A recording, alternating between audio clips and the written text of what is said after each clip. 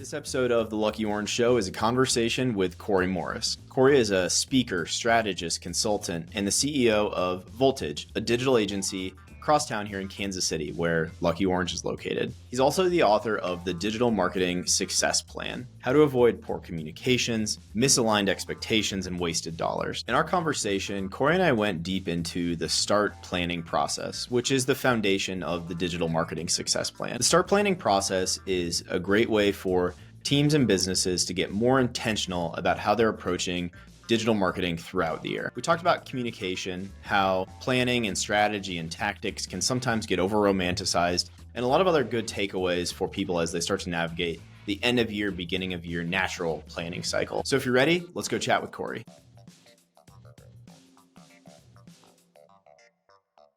What we're really focusing on in part is this guy, the Digital Marketing Success Plan. Congratulations, first of all, let's start there. This is Corey's book. This is a great collection of ideas that are being applied at Voltage, the agency. And so why don't we kind of just start with creating a book is a huge undertaking. And so I'm hoping you could give a little background of like, are you crazy to take this on, to put together and pull together a book? Why now? Why the Digital Marketing Success Plan? And you know, what do you really hope people take away from reading the book? Yeah, thank you for the kind words. It was a big undertaking. I started last summer or fall, and it really went back to earlier in the year, or probably even closer to right after OpenAI launched ChatGPT. And I started getting asked questions because around that time, my agency, Voltage, we had narrowed our focus and niched down into the two things, from doing a bunch of things and being a more generalist agency, digital agency, to just like the couple of things that we knew we did as well as anyone in the country. And one of those two things is search engine optimization, or search in general, search and paid search, but SEO, a huge part of that.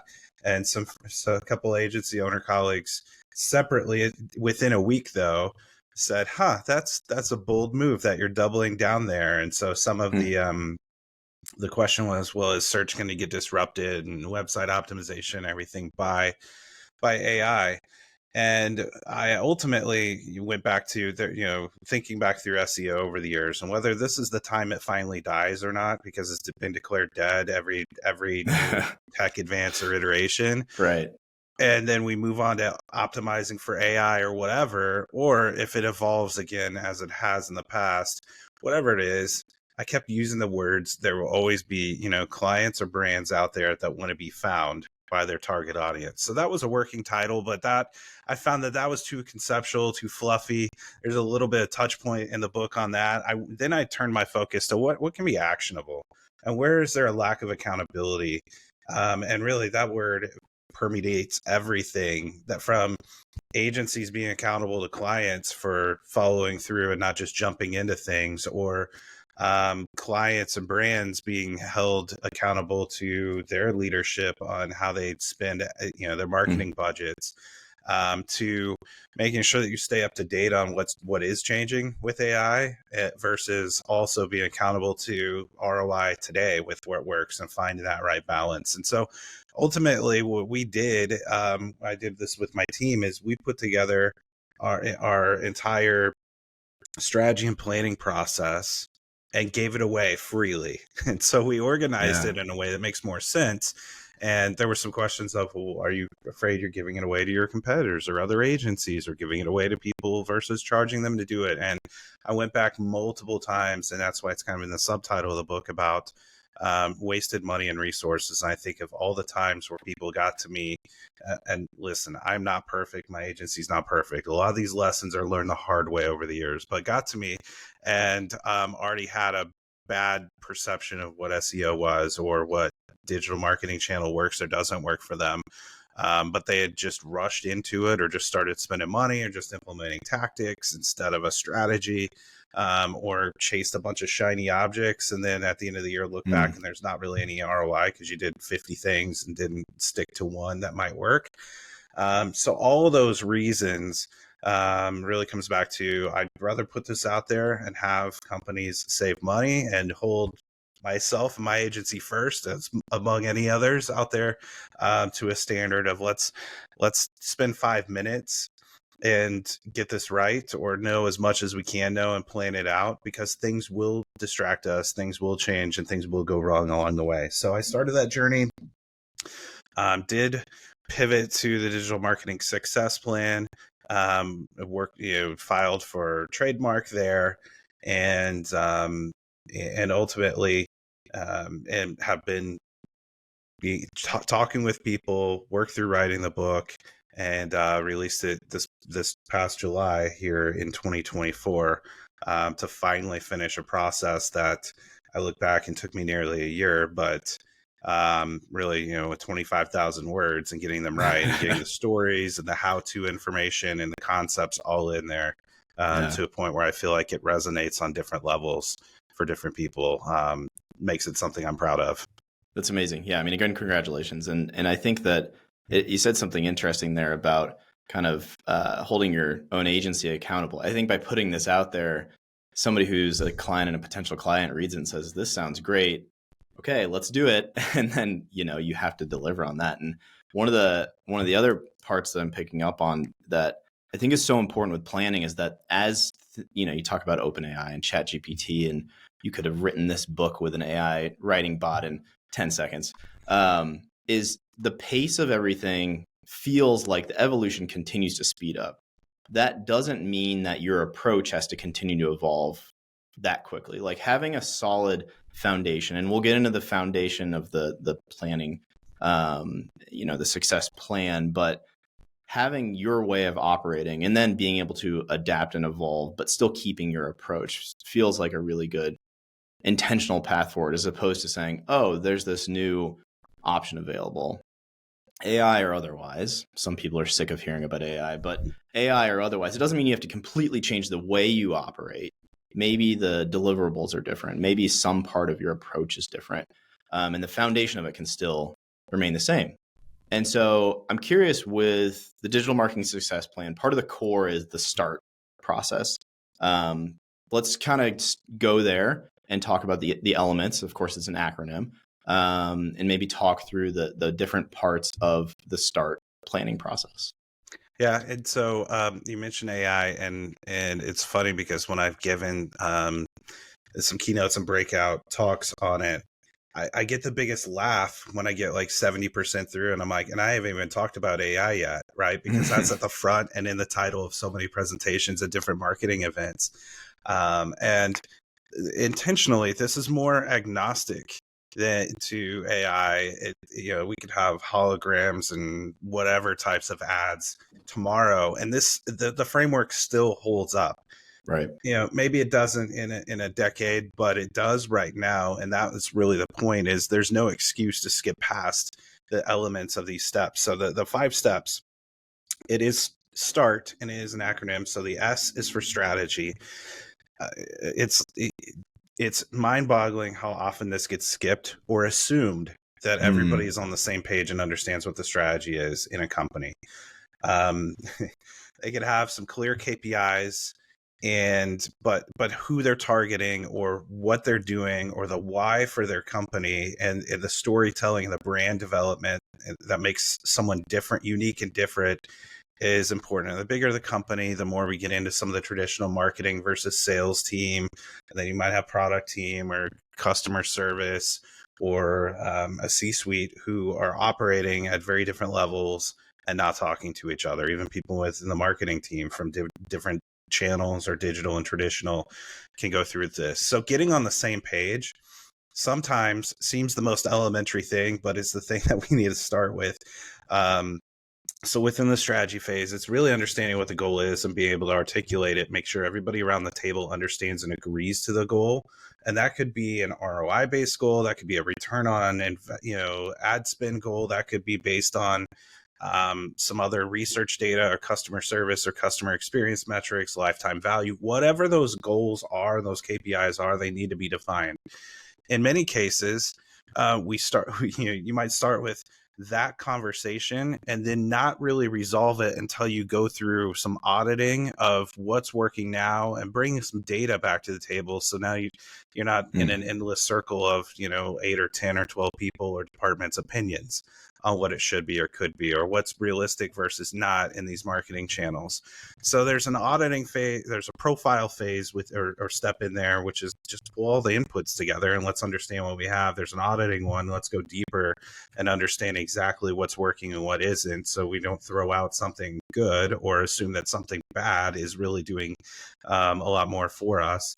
And then getting to the ultimate KPIs and strategy. So that's the S for strategy, and having that defined first allows it to be the metric or the key that we come back to in the other steps to guide us through the process.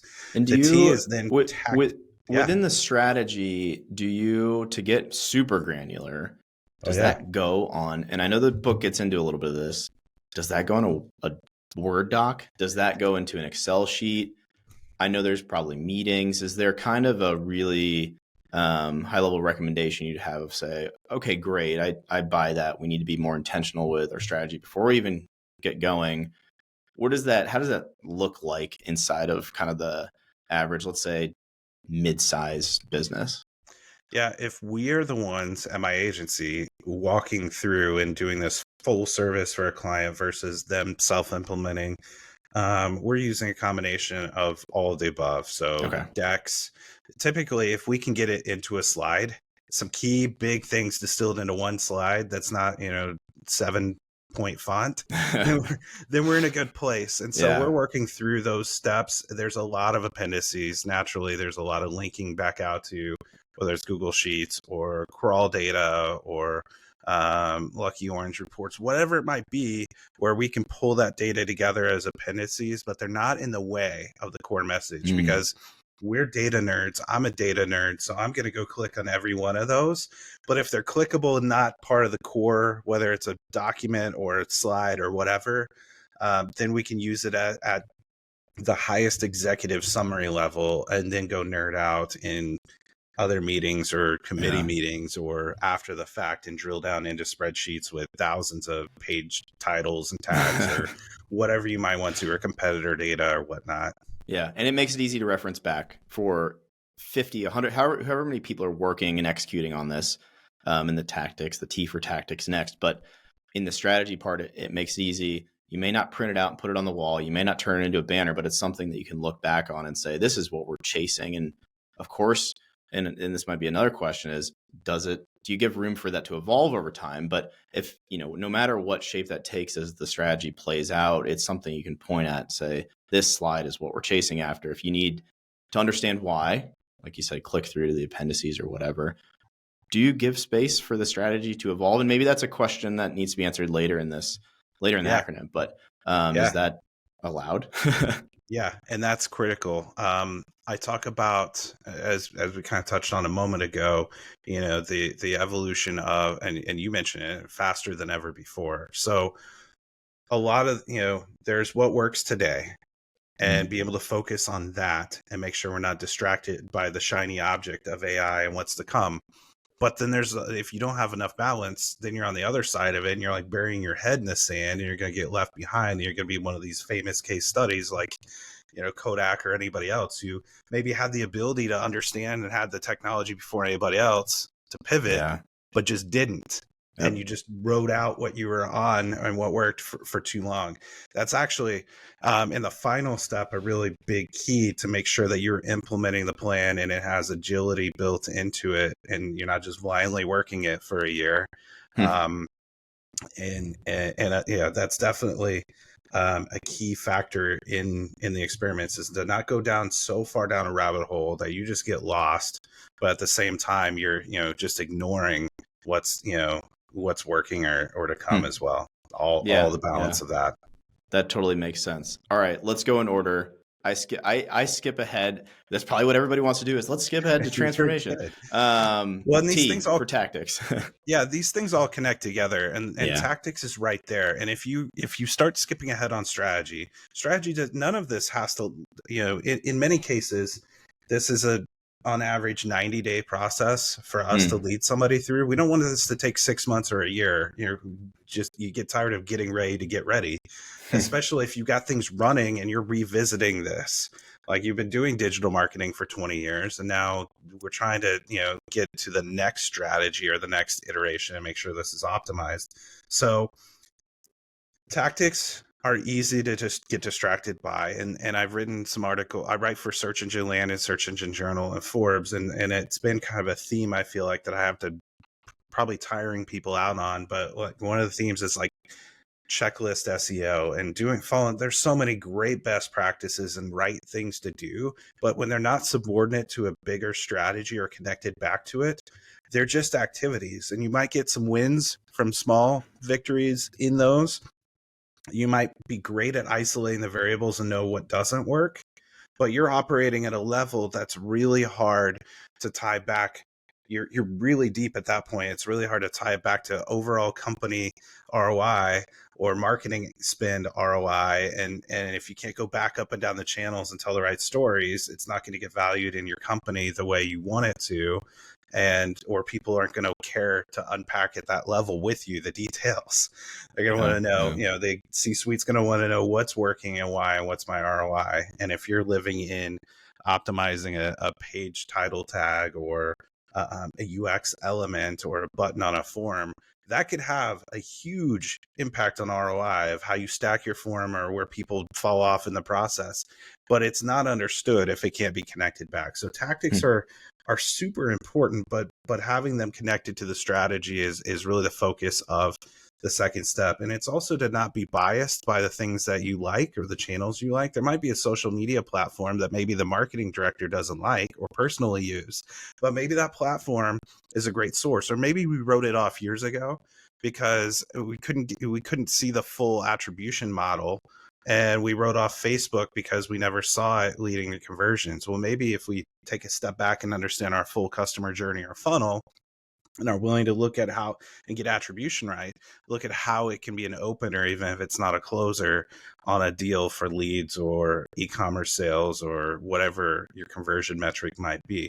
So putting all the tactics on the board, the ones that work and you have good ROI with, but also anything else that could be part of that. This is the time where things are cheap to test and experiment with and use some of the leading research tools and also look at your own data to understand if things were fairly judged in the past or not.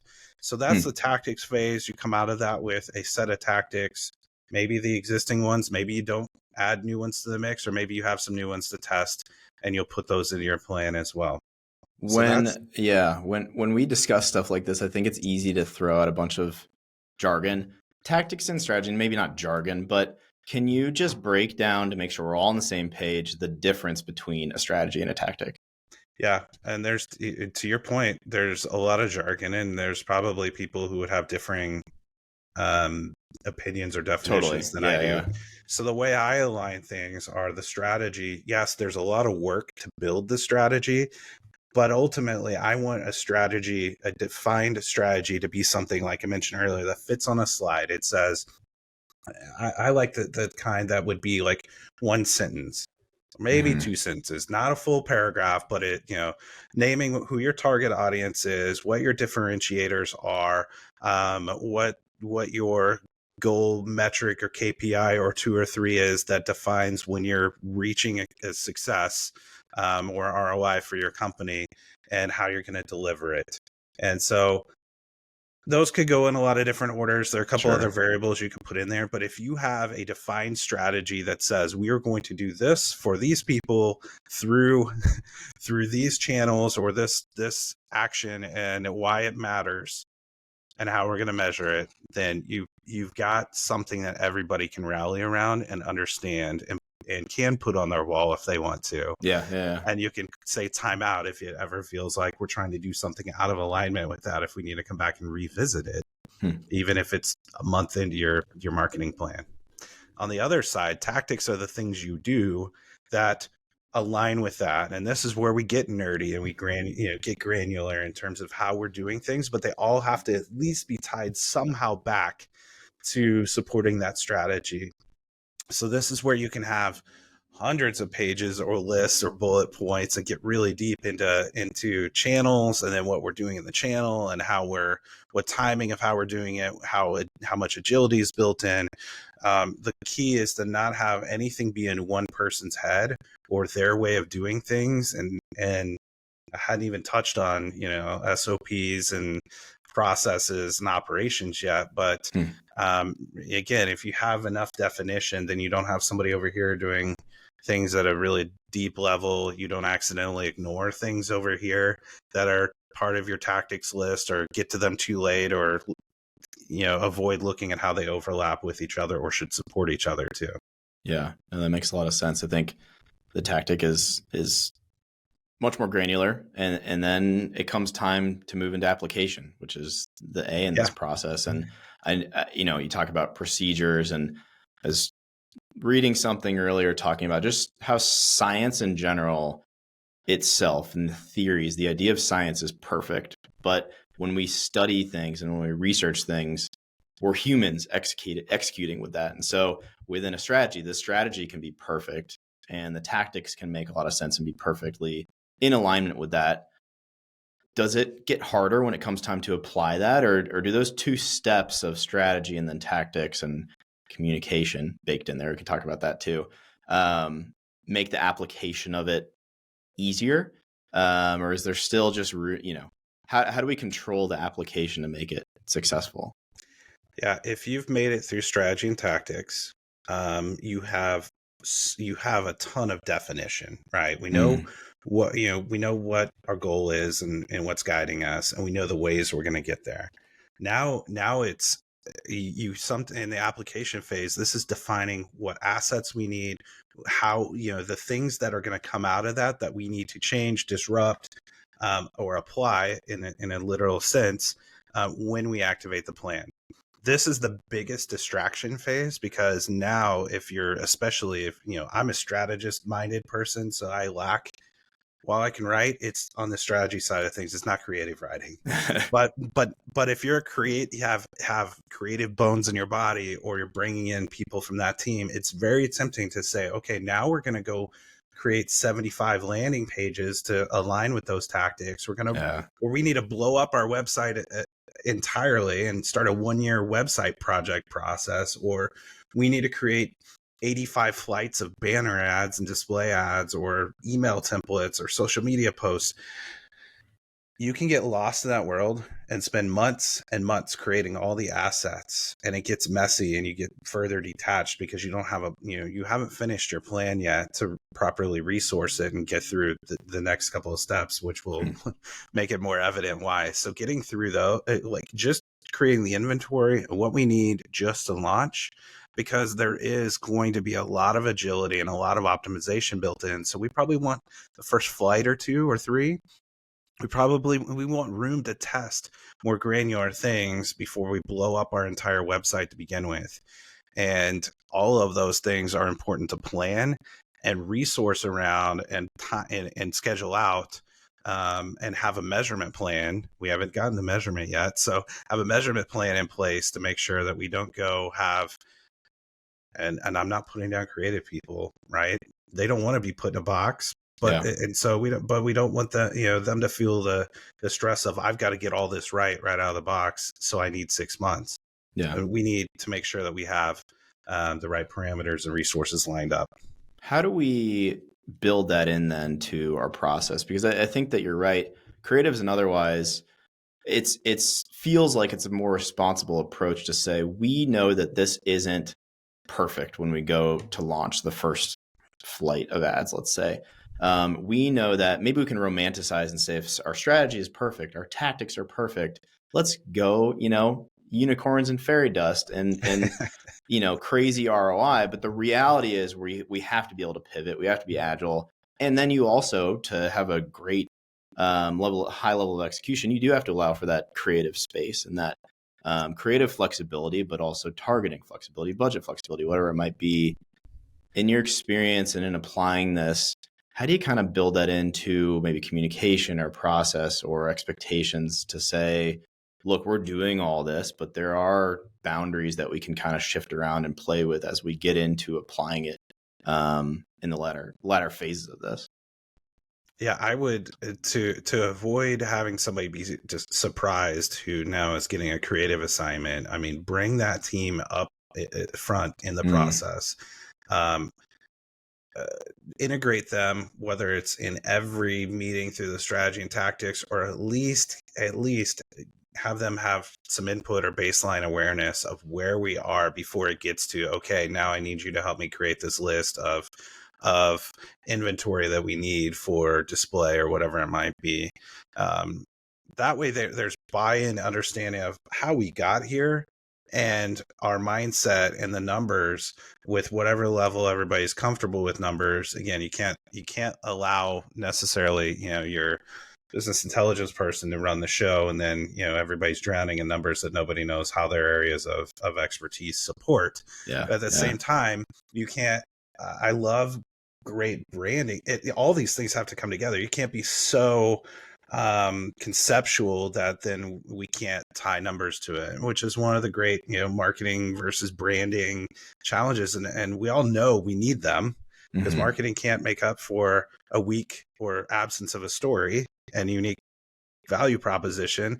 And branding is branded strategists have a hard time sometimes being able to get on the other side to some gated or siloed business intelligence data or analytics as well to understand and see it all the way through. So unifying as much as you can. Now, I know it's not possible to have 50 people in a room through this process and do it by committee either through strategy and tactics, but at least having a baseline of people bought in and understanding where we're going before we get to this phase is important, so we can then truly look at what assets we need and plan out how we're going to make sure we have the resources to get them done. So when we have our final plan 2 steps later, we're not waiting 6 months and we lose all the momentum for the plan and the process.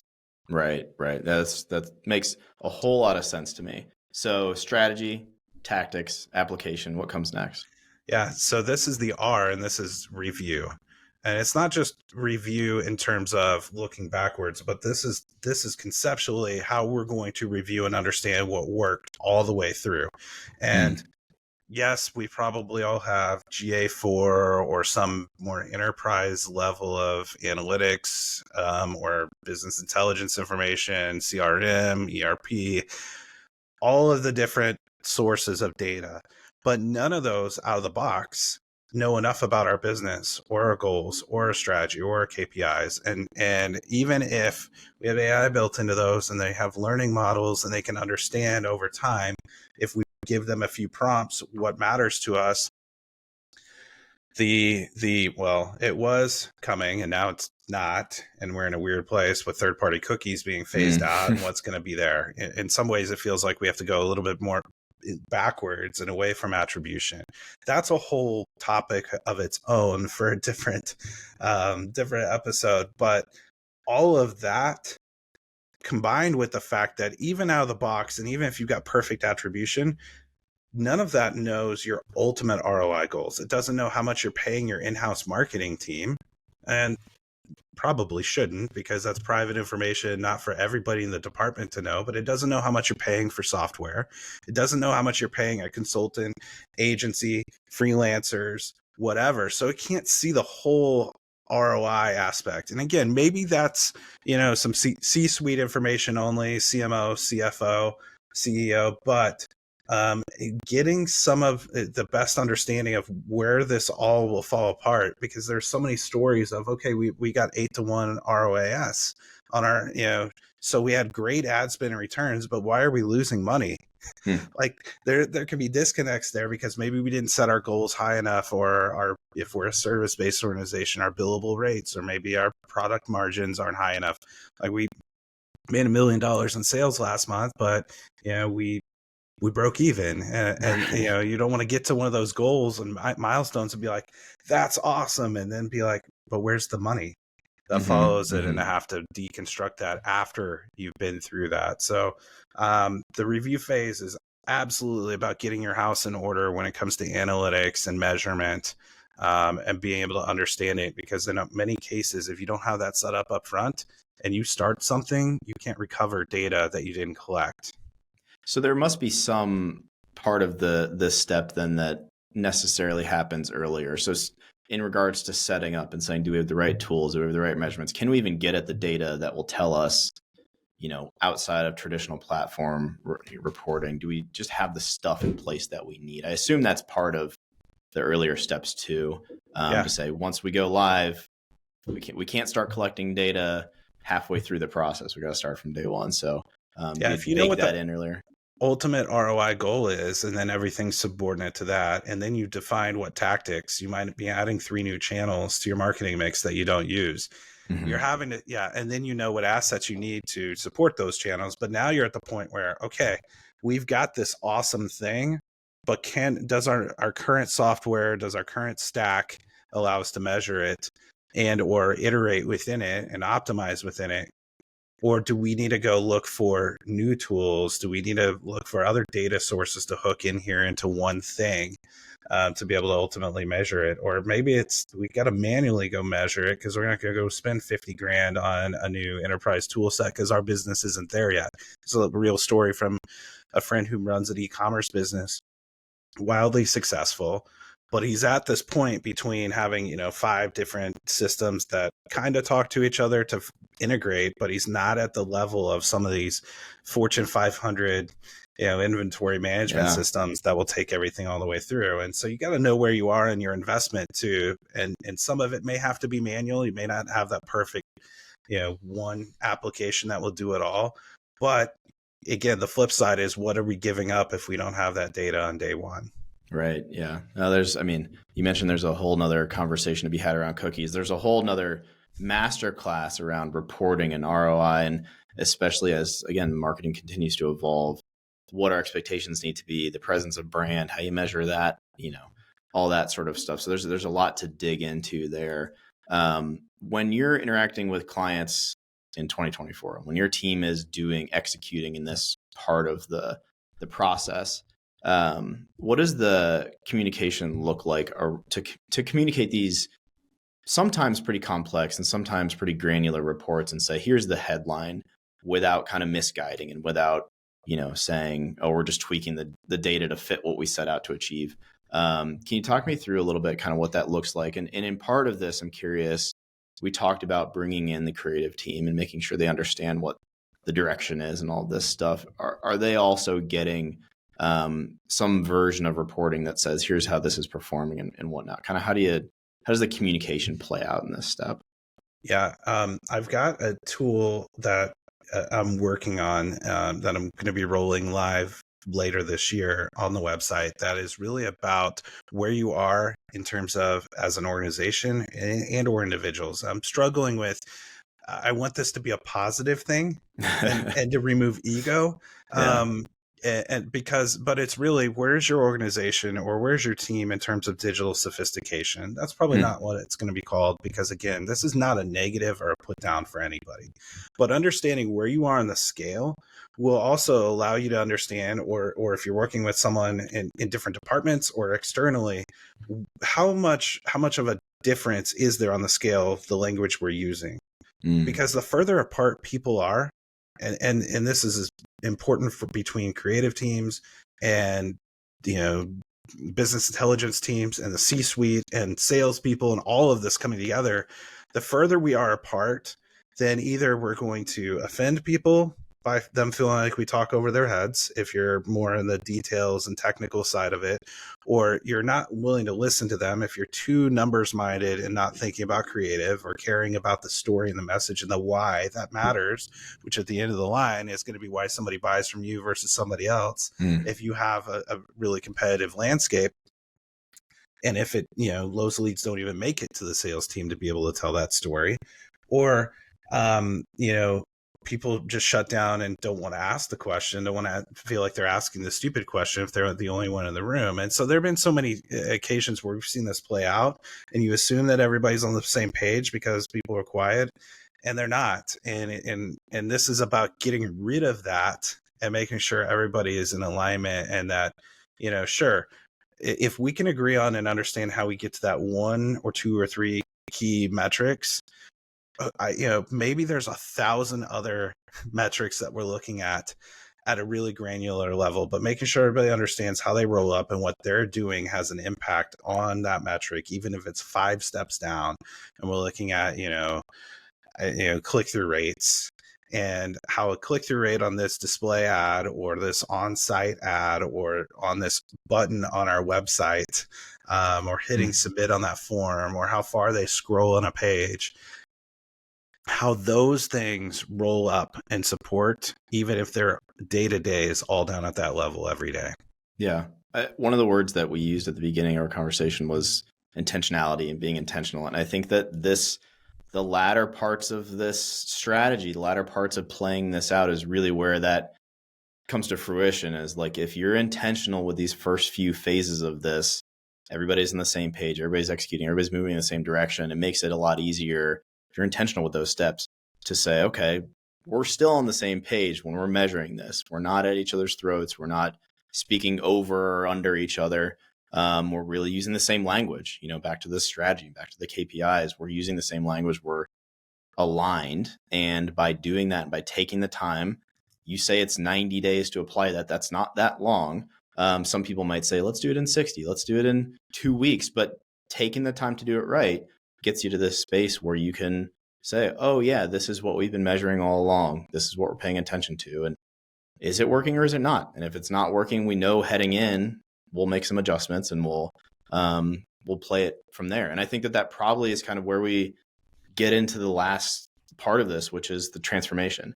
Ultimately, it's what everybody wants. They want to have a transformative experience. They want to have a campaign that plays out, or a strategy that does what they thought it would do. But talk me through what this phase looks like.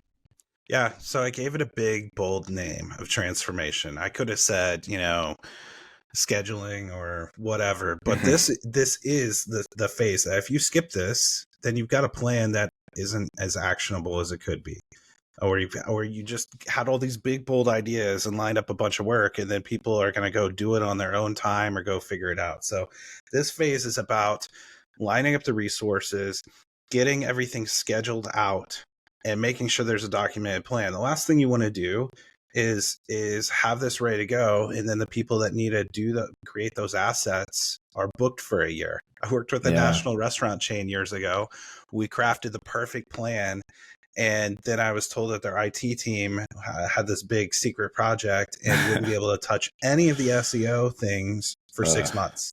Wow. Yeah. So I had to totally pivot and create a new 6-month strategy, working in local listings and local tactics and strategic time back to strategic elements there, to buy time for the bigger, more enterprise strategy to be able to take effect. But I mean, you could have people wear a lot of hats. So if you don't have defined project plans and everything else, so this is where you lean on your project management system or whatever resource planning tools you use to get this scheduled out. So because before we send 8 teams or 8 people or one person wearing 8 hats in all those different directions to do their parts, like a group project in school, it's not going to work out nice and smooth if we all just disappear for a month and then come back. So understanding who's doing what and when and on what budget. If we have a freelance writer, do they have a locked in budget? Because if we overspend on this or over deliver, then we're going to blow up the ROI math that we worked so hard to make sure we stay within. And so this is really where the final step in this is, where you have a documented plan. In the book, I have a sample outline. It's more like a research paper outline, but it's an example of one place to start. It'll be going as an example on the website soon too, as we add more resources. It's one that I've been asked about probably the most speaking on this, and that's going to be up there pretty quickly. But this is absolutely about making it actionable. And we talked probably 2 times in this conversation already about the need for agility and the need for the right points to reevaluate. So you're going to build those in there too. So yes, we might have what feels like kind of a linear plan built for the year, but we're going to get enough months in that there's going to be a lot of revisit and recycle. And so what are our reporting points?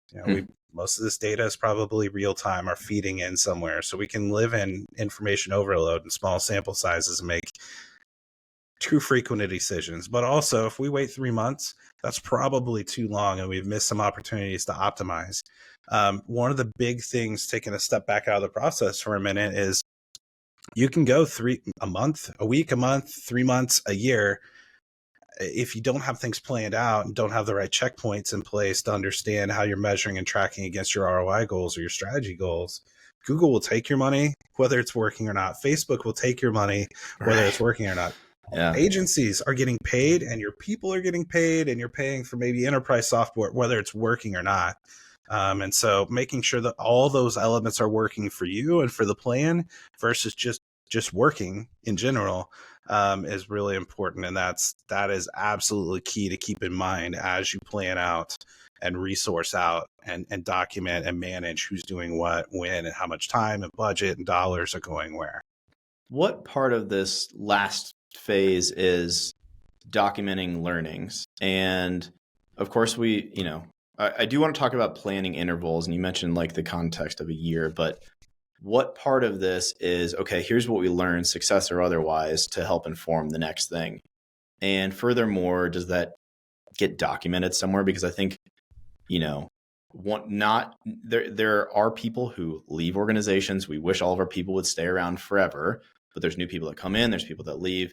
How do we help get smarter and smarter and smarter? Not to lean on the acronyms and stuff, but how do we get smarter as time goes on, as we kind of reach this final step?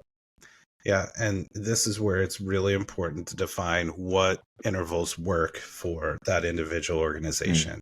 Whether it's we're all coming together as a team quarterly and we're going to unpack everything and go do a retrospective on everything, whether we're monthly reporting and doing more snapshot, look backs and look forward, whether it's down to the weekly cadences that we go through or even the daily, what level of correction, what level of optimization, what level of pushing and pulling levers do we want to have everybody involved at versus trusting it, and we recalibrate. I also talk about, in outside of the process, trigger events when you're implementing, and that's just kind of a generic term that I use, but that's when, CEO walks by and says, hey, how about this audience? Or product team surprises you on the marketing side and says, hey, we're launching this new thing. Or sales team says, hey, we're hearing this from the industry and the trade show, and this is the new thing that we need to be talking about. Or those are all the company things that can happen. Or Google rolls out AI overviews overnight, or Google Ads rolls out Performance Max ads, or a new competitor just starts dumping $100,000 a day in ads in your market and changes the entire calculus of your performance metrics, or your team is building a new website and that's got to be factored in somehow into what you're doing today and what's working today and how you want to optimize that for tomorrow. All of those things, any of those could be an immediate thing, or it could be something that comes up over time and you know about and you need to adjust against. And so that's where it's time out. Okay, you just told me about this new audience that you want to target. Instead of me just going and building another ad group and arbitrarily making a unilateral decision about how much budget to put toward it, or go spend new dollars that I don't have approval on, you could chase 5 or 10 of those things over a year and then get to the end of the year and it's like, okay, well, what was the ROI on the overall plan? And then it sounds like an excuse where it's like, well, you told me, CEO told me to go, what about this audience? Sales team said this. And then you point out all the distractions that you never went back to the plan. The plan was nice. It was approved. Everybody agreed with it, but it got put on a shelf somewhere and we never used it as the objective thing. Same thing if somebody leaves. Yes, I share your sentiment exactly. We'd love for people to be everywhere all the time, but I get this. I mean, I've changed jobs before I got into the owner seat here, and I get it. In plans, I see this all the time. Plans that can't outlast or outlive a person in an organization, where a company has invested a lot of money in that person, yes, but also in their, the process to get to a plan, and then it was in somebody's head or in their files, or not enough people were in the mix, so it couldn't outlive their tenure.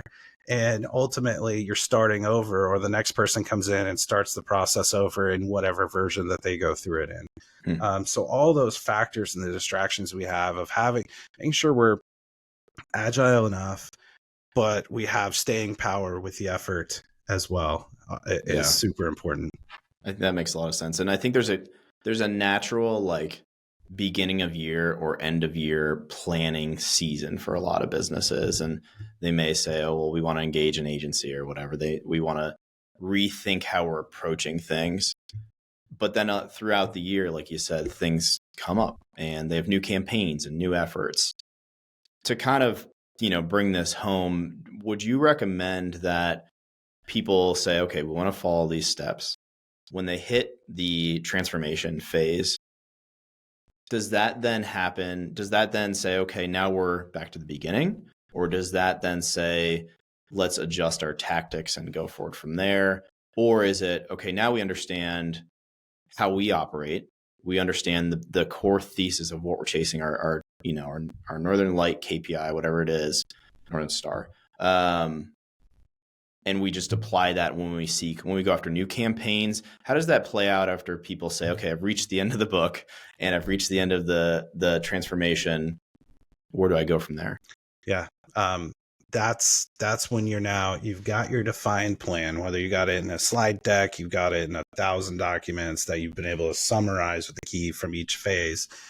This is where you're implementing. And as I mentioned a minute ago, it doesn't go on the shelf. You don't get busy, or you decide that, oh, I got distracted, I'm wearing too many hats, I don't do any of it for 3 months, right? This is where there has to be accountability built into that, where those trigger events make you go back and revisit the plan, aspects of the plan. But if nothing else, even if magically you don't have any disruption at all in your company or in the industry, and you get to 6 months or a year, at a minimum a year, when you go into an annual planning process, you should revisit the entire plan. Now, I'm not saying you need to go through the full process all over again, but at least be open to reopening it, matching up with any new strategic goals of the company or real financial goals of the company, and revisit how it worked in whatever those cycles are for the organization.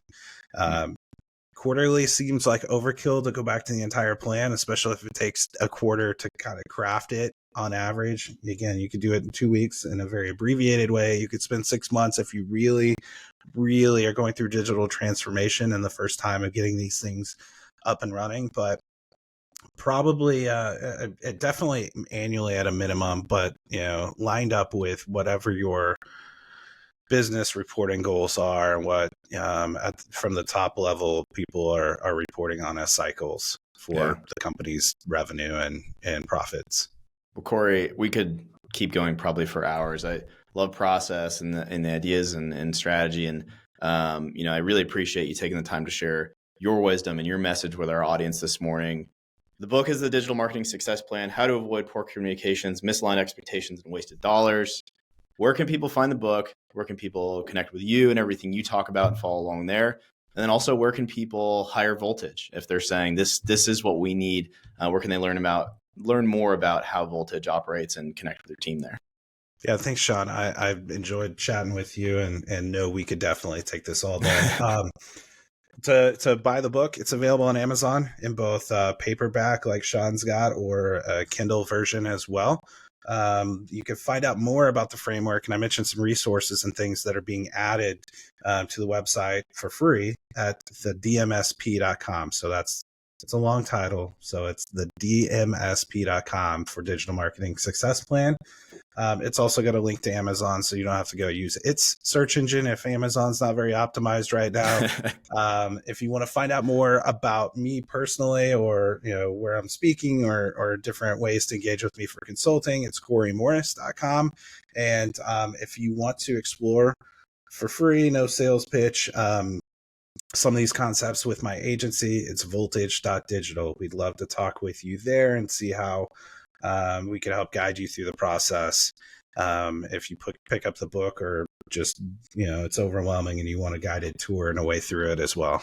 Yeah, amazing. Again, thank you, Corey. We'll throw all the links down in the show notes.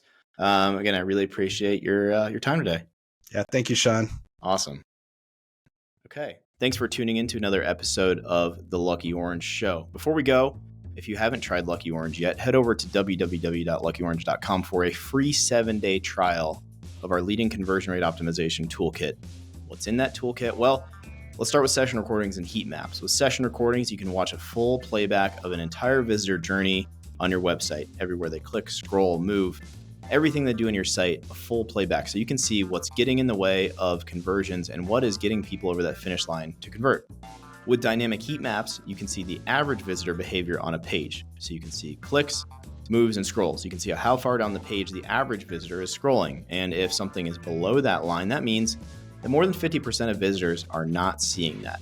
Lucky Orange also offers tools like live chat, announcements, and surveys so that you can communicate with your website visitors in real time. So again, if you have not tried Lucky Orange, or if you're not a user yet, head over to luckyorange.com, check it out, 7-day free trial with no credit card required. If you're a Shopify store owner, head over to the Shopify App Store to download the Lucky Orange app to your store today, as well as BigCommerce, HubSpot, Square, and many more. Check us out, and happy optimizing.